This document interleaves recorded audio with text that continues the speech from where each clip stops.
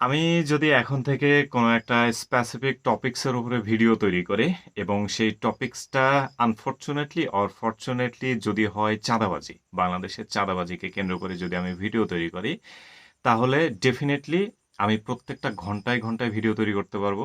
প্রতিদিন ভিডিও তৈরি করতে পারবো। দিন ২৪টা ভিডিও তৈরি করতে পারবো। এমন একটা ব্রড নিশ এটা। ঠিক আছে? বাংলাদেশের চাঁদাবাজি এমন একটা পর্যায়ে চলে গেছে যে এই টপিকসটা নিয়ে কেউ যদি কাজ করে, কেউ যদি কথা বলে তার এট লিস্ট মানে কথা বলার কোনো জায়গা মানে অন্য কোথাও কথা বলার জন্য জায়গা খুঁজতে হবে না। এমন একটা ভয়ঙ্কর পর্যায়ে চলে গেছে। এখন এটাতে আসলে হাসবো নাকি অতিরিক্ত কষ্ট পাবো? কষ্ট পেয়েও তো আসলে লাভ নাই। আজকে রাজশাহী ইউনিভার্সিটির যেই নিউজটা ফ্লাশ হইছে এটা তো আপনারা সবাই জানেন। সমন্বয়কারী সমন্বয়কারী বা এনসিপি মানে আমি বুঝি না এরা কি আসলে ২ দল নাকি ১ দল বুঝি না। যাই হোক, এই দুটোই তো আসলে স্টুডেন্টের পক্ষ থেকে মানে পরিচালনা করা হয়। রাজশাহী ইউনিভার্সিটিতে আজকে যে কলঙ্ক ঘটাইছে সমন্বয়কারীরা, তার নাম হচ্ছে সালাউদ্দিন আম্বার নাকি আম্মার, নিউজে খুব ভালো মতো শুনতে পাইলাম না। মুক্তির উৎসব করতে সে ইচ্ছুক। এত মানে ১ বছর পার হয়ে গেছে, ১২ মাস পার হয়ে গেছে। বাংলাদেশের নতুন স্বাধীনতা যেটা বলা হচ্ছে এটা। তো মুক্তির উৎসব নামে তারা একটা উৎসব করবে এবং এটার জন্য ডিজিটালি মানে হাত পেতে আগে তো চাঁদা নিত অথবা কলারে হাত দিয়ে চাঁদা নিত। এখন ডিজিটাল ওয়ে চলে আসছে চাঁদা নেয়ার।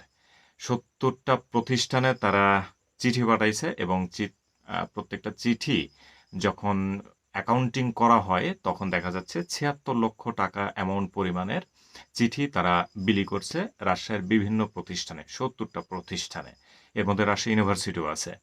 অ্যান্ড মজার ব্যাপার হচ্ছে যে রাজশাহী ইউনিভার্সিটি থেকে অলরেডি ২ লক্ষ টাকা উইথড্র করছে তারা এবং তারপরে এই জিনিসটা ফ্লাশ হয়ে যায়।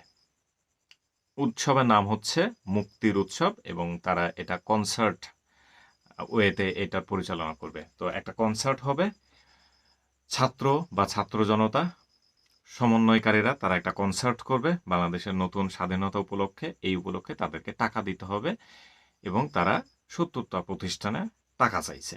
সোজা বাংলা কথায় চাঁদা চাইছে। এই চাঁদা না দিলে এখন কি হবে?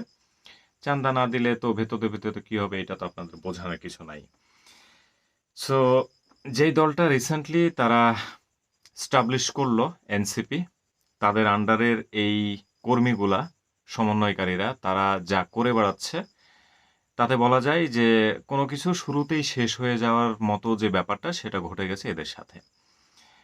এরা তো একে তো স্টুডেন্ট মানে ম্যাচুরিটি এখন পর্যন্ত গেইন করতে পারছে কিনা অ্যাবাউট ইলেকশন, অ্যাবাউট পলিটিক্স এইটা নিয়ে বিজ্ঞ রাজনীতিবিদ বা বিজ্ঞ সিটিজেন যারা আছে বাংলাদেশে তারা তো চিন্তার মধ্য দিয়েই ছিল।